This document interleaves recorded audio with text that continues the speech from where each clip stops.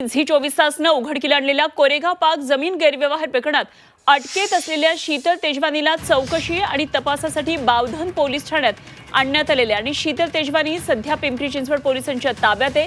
आज शीतल तेजवानीची कागदपत्रांवर आधारित चौकशी होणार आहे आणि या व्यवहारामध्ये शीतल तेजवानीनं कोणाची मदत घेतली, कोणाला साक्षीदार म्हणून उभं केलं, तिनं दिलेले पत्ते चुकीचे का दिले गेले यावर आज सखोल चौकशी करण्यात येणार आहे। आता शीतल तेजवानीला लॉकअप मधून बावधन पोलीस ठाण्यामध्ये आणण्यात आलेला आहे आणि या संदर्भात आणखी सविस्तर तपशील जाणून घेऊया। आमचे प्रतिनिधी निलेश खरमरे या संपूर्ण घडामोडीवर बारकाईने लक्ष ठेवून आहेत। आपण थेट जाऊया निलेशकडे, जाणून घेऊया काय नेमके तपशील आहेत ते। निलेश, शीतल तेजवानीला चौकशी आणि तपासासाठी बावधन पोलीस ठाण्यात आणण्यात आल्याचं कळतंय, काय काय नेमके या ठिकाणी घडामोडी घडतात?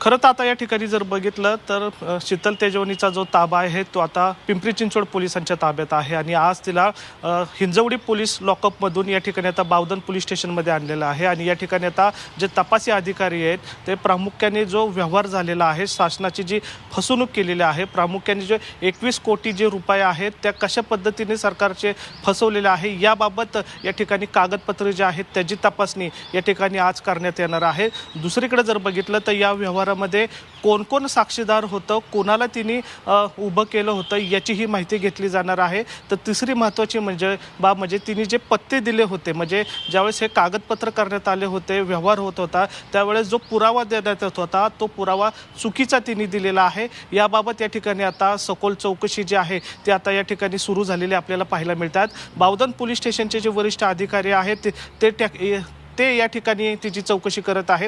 काही वेळापूर्वी तिला या ठिकाणी पोलीस स्टेशनमध्ये आणलं होतं आणि या ठिकाणी आता तिची चौकशी जी आहे ती सुरू झालेली आहे।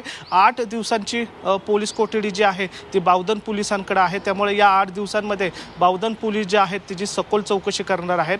महत्त्वाचं म्हणजे मुंडव्यातील जी जमीन आहे कोरेगाव पार्कमधील 40 एकराची, त्या जमीनचा व्यवहार जो आहे तो बावधन पोलीस स्टेशनच्या हद्दीमध्ये झाला होता। तो दस्त जो आहे तो या ठिकाणी नोंदवण्यात आला होता, म्हणून तो जी गुन्हा दाखल आहे तो बावधन पोलिसांकडे आहे। त्यामुळे त्या अनुषंगाने या ठिकाणी आता बावधन पोलीस जे आहेत ते आता तपास करताना आपल्याला पाहायला मिळतात। महत्त्वाचे म्हणजे या प्रकरणामध्ये जे दुय्यम निबंधक आहेत रवींद्र तारू, ते सुद्धा याच पोलीस स्टेशनमध्ये आहेत, त्यांची सुद्धा पण या ठिकाणी चौकशी सुरू झालेली आपल्याला पाहायला मिळतात। त्यांना 4 दिवसांची पोलीस कोठडी आहे। या दरम्यान शीतल तेजवानी आणि रवींद्र तारू यांचीही चौकशी होण्याची शक्यता आहे, कारण दस्त नोंदवताना कोण साक्षीदार उभे केले होते हे पोलिसांना माहिती करून घ्यायचं आहे आणि त्याचबरोबर तिने जे पत्ते दिलेले आहेत ते चुकीचे दिलेले आहेत असं तपासात समोर आलेलं आहे। त्यामुळे तो चुकीचा पत्ता का दिलेला, त्याच्या पाठीमागचा हेतू काय आहे, या सगळ्या बाबींवर या ठिकाणी आता शीतल तेजवानींची चौकशी सुरू झालेली आपल्याला पाहायला मिळते।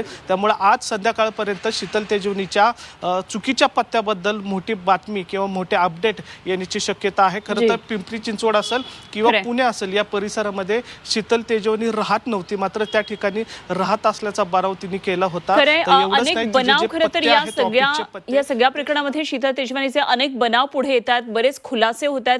जरूर या सर्व घडामोडींवर निलेश लक्ष ठेवून राहा। वेळोवेळी आपण आणखी चर्चा करूया, आणखी माहिती आपल्याकडून अपडेट जाणून घेत राहू। तुर्तास धन्यवाद निलेश खरमरे, आमचे पुण्यातले प्रतिनिधी आपल्या बरोबर होते।